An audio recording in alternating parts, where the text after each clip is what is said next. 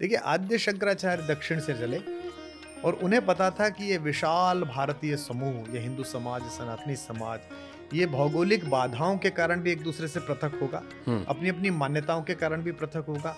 तो जो मैं वैज्ञानिक बात कह रहा हूँ, उन्होंने इतनी वैज्ञानिक रीति नीति अपनाई कि आप देखिए कि केदारनाथ और बद्रीनाथ के जो पुजारी हैं, वो दक्षिण के हैं, और जो वहाँ पूजन होता है दक्षिण में, वो गंगोत्री के जल से अभिषेक होता है। उन्होंने इनको चारों को ऐसे बांधा कि ये चारों एक दूसरे के बिना जी ना पाए।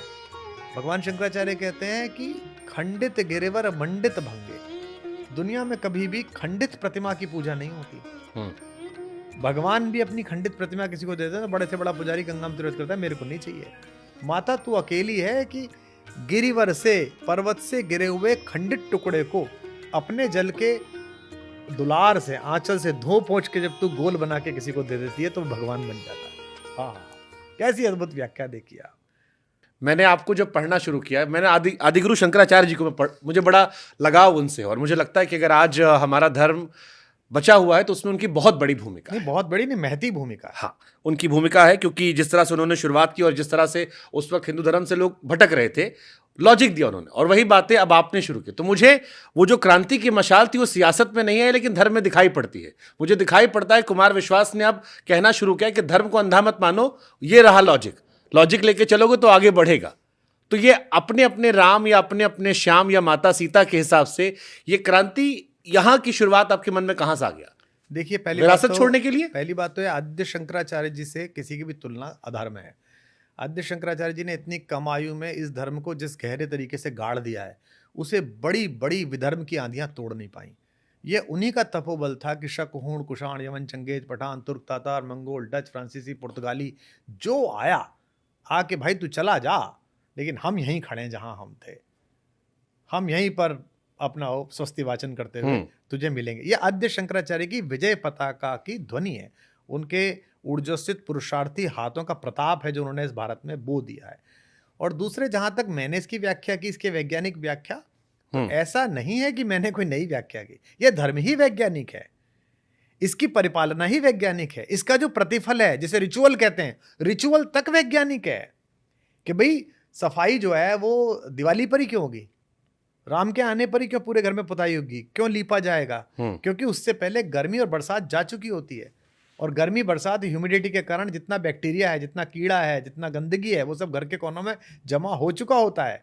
उस सबको भगाने के लिए चूने की लिपाई जरूरी है, उस वातावरण को शुद्ध करने के लिए ये दीपक जलाने घी के जरूरी हैं।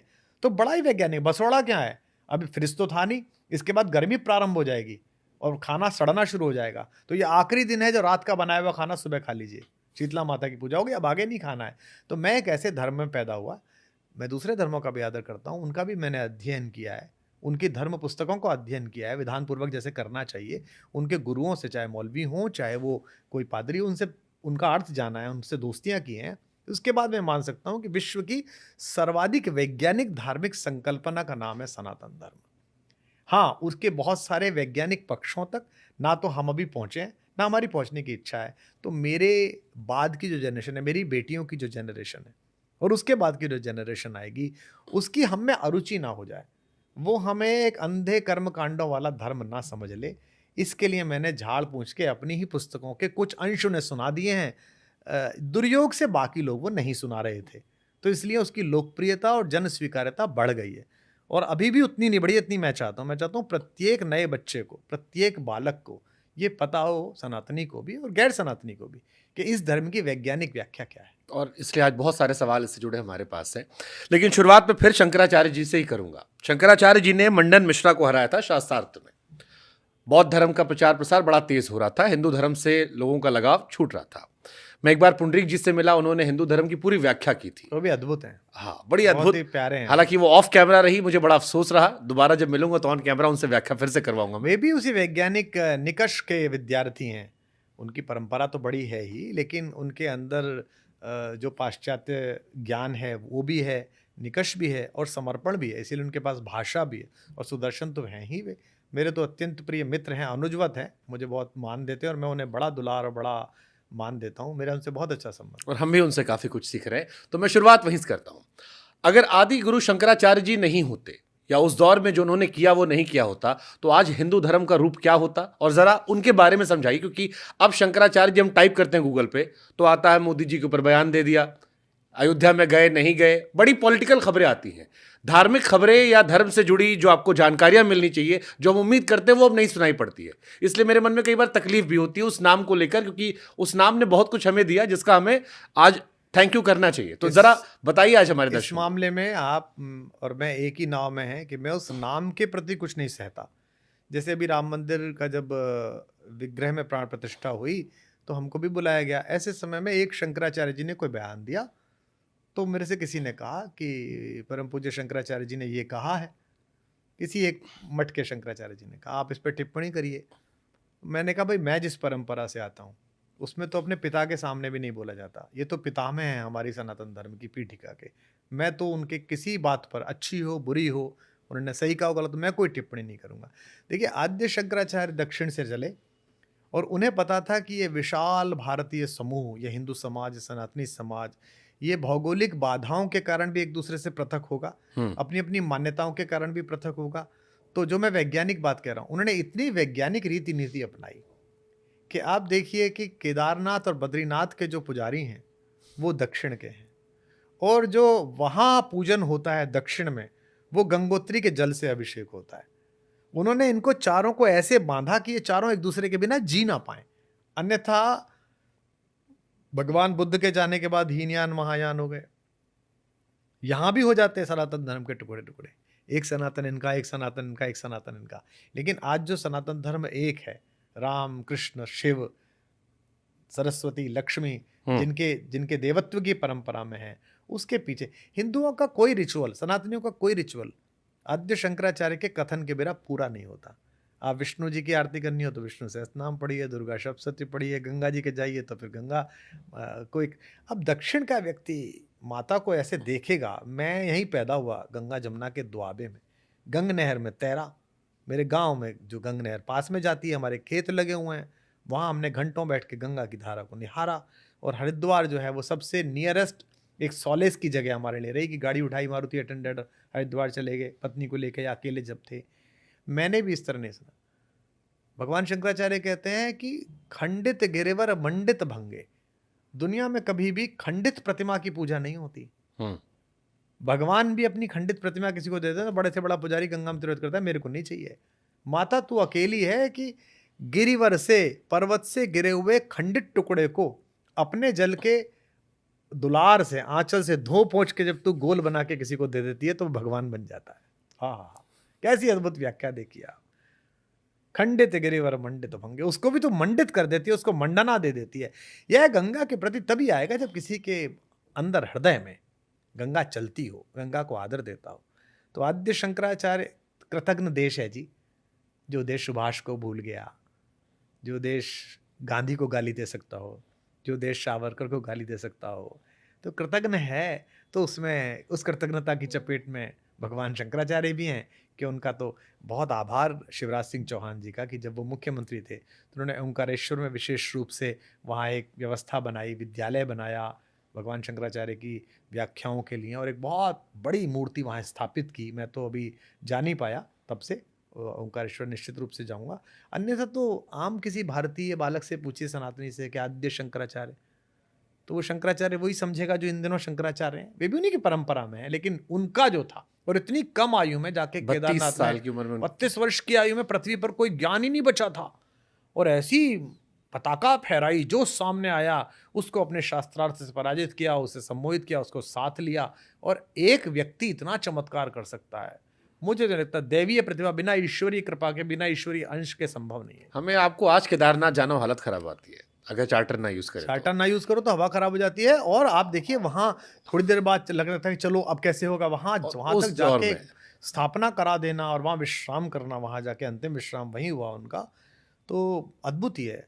आप श्रीनगर चले जाइए, वहां ऊपर शिव मंदिर, शंकराचार्य जिस चोटी को कहते हैं वो, तो उनका तो काम अद्भुत है। इतनी कम आयु में उन्होंने, और उनका ये जो जीवन की, उन्होंने कहा संन्यास लेना है, माँ ने मना कर दिया, और जब उनका पैर मगरमच्छ ने पकड़ लिया तो वो हंसने लगे, ये तो वैसे भी जीवन बेकार है, मगरमच्छ खा रहा है, इसके काम तो आएगा। अन्यथा मुझे सन्यास की अनुमति दे। माँ ने कहा अच्छा छुड़ा तो ले, जबड़ा फाड़ा, छुड़ाया, और फिर माँ ने फिर बाद में मना कर दिया, तूने तो मुझे कहा था। तो माँ ने कहा अच्छा चला जा, लेकिन जब मैं जाने लगूँ तो तू आ जाना। तो मध्य भारत में थे, जब उन्हें आभास हुआ कि माँ जाने वाली है, तो वापस लौटे। और सन्यासी अंदर नहीं जा सकता अपने घर के, सन्यासी का घर नहीं होता, सन्यासी तो अपना पिंडदान करके निकलता है, कहता है अब कोई है नहीं पृथ्वी पे, पूर्व जन्म कहते हैं उसे। सन्यासी बात करते हैं ना, आपके पूर्व जन्म का क्या नाम है, आप पूर्व जन्म कहाँ था आपका। तो द्वार पर ही बैठे रहे, और वहीं माता आ गई उनकी, और वहीं उन्होंने प्राण छोड़े। और उन्होंने द्वार के जो खिड़कियां पल्ले थे उनको रख के माता का संस्कार किया। इसलिए आज भी उनके गांव में जो संस्कार है वो दरवाजे उतार के किया जाता है। अगर किसी के द्वार पर नया दरवाजा लगा हुआ हो तो आप समझ लीजिए इनके यहाँ कोई अमंगल हुआ है। तो आद्य शंकराचार्य तो वो विभूति हैं जिस पर और काम होना चाहिए। मेरा बड़ा मन है कि उन पर एक मतलब बड़ा सीरियल बनाया जाए ओटीटी प्लेटफॉर्म के लिए, लिखा जाए, दिखाया जाए कि किस किस समस्या से वो जूझे और कैसे कैसे उन्होंने अपने शिष्य पैदा किए। उनका एक शिष्य है सनातन, जो शंकराचार्य पहले शंकराचार्य बने उनमें से एक, पद्मनाभ, आचार्य पद्मनाभ जिनका नाम था। वो इतने सिद्ध पुरुष थे कि वो नदी के पार गए हुए थे, और उन्हें वहां से ऐसा लगा चलती हुई भागीरथी में कि गुरुदेव ने मुझे पुकारा है। आद्य शंकराचार्य जी इधर थे और मैं गया हूं हर्षिल, क्या वेग के साथ चलती है भागीरथी। और उन्हें लगा कि गुरुदेव ने मुझे पुकारा है, और गुरुदेव ने पुकारा है तो मैं भागूं। तो वो भागे, पुल तक पहुंचूंगा देर लगेगी, तो वो गंगा के लहरों पर भागे, और गंगा की लहरों पर जहां जहां उनका पैर पड़ा वहां एक कमल का फूल बन गया, और उस पर चलते हुए वापस आ गए। तो इसलिए उनका नाम पद्मनाभ पड़ा, पैर जिसके कमल समा, सनातन उनका नाम था। मैं ऐसा समझता हूं कि जैसे पत्थर को जब हम फेंकते हैं तो पत्थर में तो भार होता है, अगर हम सीधा फेंकते तो बैठ जाएगा, लेकिन जब उसे में यूं तेजी के साथ डालते हैं तो वो लहरों को टकराता टकराता आगे जाता है। मुझे लगता है क्षिप्रता इतनी रही होगी, आवेग इतना ज्यादा रहा होगा कि गुरु को समस्या है, गुरु पुकार रहे हैं, कि इसीलिए गंगा के ऊपर से कूद के चले गए होंगे। तो छोटे छोटे भी जो उनके किस्से हैं जीवन के, इनको एक साथ इकट्ठा करके कुछ बनाया जाना चाहिए। बहुत कम जानकारी, मुझे लगता है काफी लोग सुनना चाहेंगे शंकराचार्य जी के बारे में। उतनी अच्छी जानकारियां अभी भी सोशल मीडिया पर नहीं है। ईश्वर सुयोग बनाए, मैं कभी बनाऊंगा। एक सवाल मेरे मन में सर और आता है कि जब मैं इस्लाम धर्म को देखता हूँ, क्रिश्चियंस को देखता हूँ, एक आवाज आती है, सही गलत कैसे है क्या है, एक आवाज आती है और उसका पालन सारे अनुयायी करते हैं। अब कितना सही कितना गलत वो धर्म के अनुयायी जाने, धर्म सबकी अपनी आस्था का है। हिंदू धर्म में समस्या जो मुझे लगती है वो ये है कि जितने मुंह उतनी बातें, हर आदमी का अपना लॉजिक। मैं अयोध्या जा रहा था, मैं भद्राचार्य जी से मिला, उन्होंने कहा प्राण प्रतिष्ठा सही है, किसी ने कहा गलत है। आधी कंफ्यूजन यही आती है। आपको लगता है कि ये भी एक समस्या है कि धर्म से लोगों का छिटकाव जुड़ाव जो है वो होता रहता है? खासतौर पर नई पीढ़ी बड़ी कंफ्यूज है कि किसको सुने, एक बाबा ये कहते हैं दूसरे वाले बिल्कुल अलग कह देते हैं। ये समस्या नहीं है, ये तो अमृत तत्व है इस धर्म का। मुंडे मुंडे जायते मतरे भिन्ना, प्रत्येक मुंडी में अलग अलग, कूपे कूपे नवम जलम, नए हर कुएं में नया जल है। ये जो वैविध्य को समेट लेने की कला है सनातन धर्म की, इसी के कारण ये धर्म जीत गया, इसी के कारण ये धर्म बच गया। आप किसी, सब धर्मों का आदर है, सबके पास, सब में बड़ी सुंदर सुंदर बातें हैं, सब में बहुत अच्छा अच्छा है। क्रिश्चियनिटी में कुछ बहुत खूबसूरत है, इस्लाम में भी कुछ बेहद प्यारी बातें हैं, बौद्ध धर्म तो है ही क्या अद्भुत। और हम जिस धर्म में हैं भाई, हम चूंकि उसकी वैज्ञानिक व्याख्या जुड़े हुए तो हम तो उस पर सम्मोहित हैं। हम तो चाहते हैं 1000 जन पैदा हों तो भी सनातनी ही पैदा हों, ये मैं मान के चलता हूँ। लेकिन इसमें जो वैविध्य है, जैसे पूरा धर्म कहता है त्याग करो, व्यक्ति से समष्टि की तरफ जाओ, अयम निज परोवेति गणन लघु चेतसाम, यह मेरा है, ये तेरा, ये सबसे पहले इस देश ने कहा। कब कहा इस देश ने? अभी भी मैं जब कभी यज्ञ पे बैठता हूँ, रुद्राभिषेक पे बैठता हूँ, सावन के पहले सोमवार बाबा विश्वनाथ के चरणों में था, मैं बैठता हूँ तो पुष्पम समर्पयामि, दीपम समर्पयामि, धूपम समर्पयामि, नैवेद्यम निवेदयामि। देखो आप, संस्कार विधि आद्य शंकराचार्य, पुष्प तुम्हारा है प्रभु, मैं इसे क्या कर सकता हूं, तुम्हें ही दे रहा हूं, त्वदीयम वस्तु गोविंदम तुभ्यमेव समर्पय। मैंने थोड़ी बनाया फूल, आपने बनाया, चुन के लाया हूं, आपको दे रहा हूं। धूप आपकी है प्रभु, यह गंध आपकी है प्रभु, नैवेद्य मैंने कोशिश की है, आपकी चीनी, आपका दूध, आपकी चीजें लेके मिला के मैंने कुछ बनाया, तो this is sir, I am just giving to नैवेद्यम निवेद्यामि, ये निवेदन कर रहा हूं मैं आपसे। पूरा धर्म त्याग पर है। एक ऋषि ने कहा कि त्याग व्याग में कुछ नहीं रखा, मौज लो, उधार लो और घी पियो, और अगर उधार का घी पचा लिया तो फिर किसकी माँ ने दूध पिलाया जो वापस ले जाए।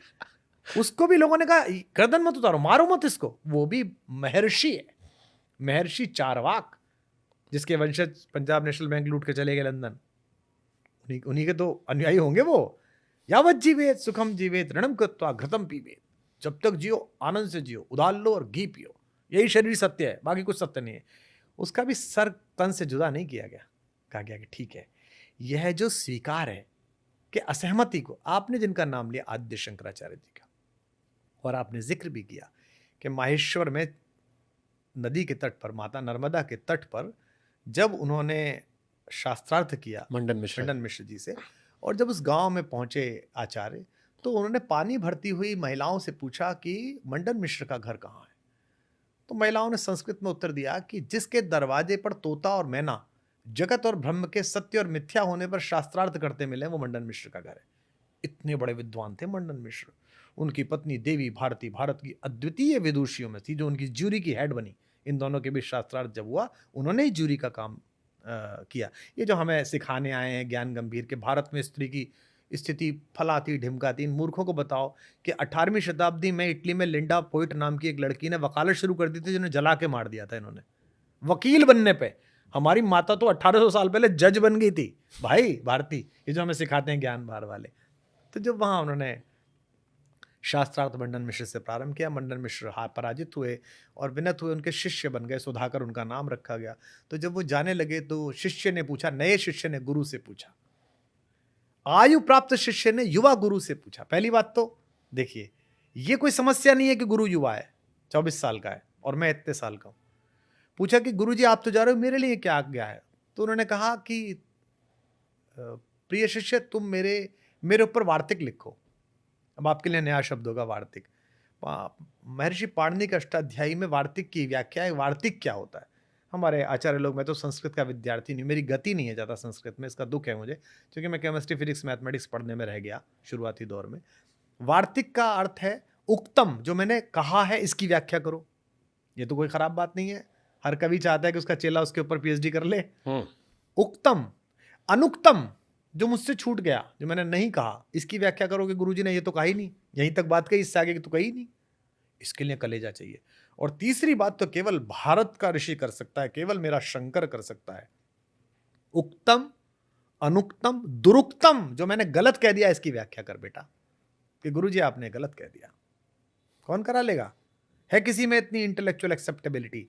ये जो इंटेलेक्चुअल एक्सेप्टेबिलिटी है क्रॉस की, कि तुम भी कहो, तुम भी कहो, तुम भी सही कह रहे हो, हाँ तुमसे बात हो सकती है, यही इस धर्म की उत्तरजीविता है। तो मेरे जो छोटे भाई बहन, जो बच्चे इस कार्यक्रम को देख रहे हैं और वो सोच रहे हो कि परम पूज्य शंकराचार्य आदरणीय श्री अभिमुक्तेश्वरानंद जी ने एक बात कही, परम पूज्य जगत गुरु तुलसी पीठाधीश्वर रामभद्राचार्य जी ने एक बात की, दोनों महाराज जी के प्रति सादर चरण स्पर्श करते हुए, मैं तो दोनों का परम प्रिय हूँ, दोनों के श्री चरणों में माथा रखने का सौभाग्य मैं पाता हूँ, और ये मैं जब भी मिलता है इस अवसर का लाभ उठाता हूँ। अगर अलग अलग बात कह रहे हैं ना, तो तुम अपनी बुद्धि के साथ, तटस्थ बुद्धि के साथ, आदर भाव के साथ इसकी व्याख्या करो, समकालीन परिस्थिति में इसका जांच परख करो, अध्ययन करो। ये कैसे कि हम इन गुरुजी के चेले तो इन गुरुजी के खिलाफ बोलेंगे, ये संभव नहीं है। तो यह जो इंटेलेक्चुअल एक्सेप्टेंस है अलग अलग बातों का, यही इस धर्म की संजीवनी शक्ति है। बशीर बद्र साहब का एक शेर है, मगरूर आंधी दरख्तों को पटक जाएगी।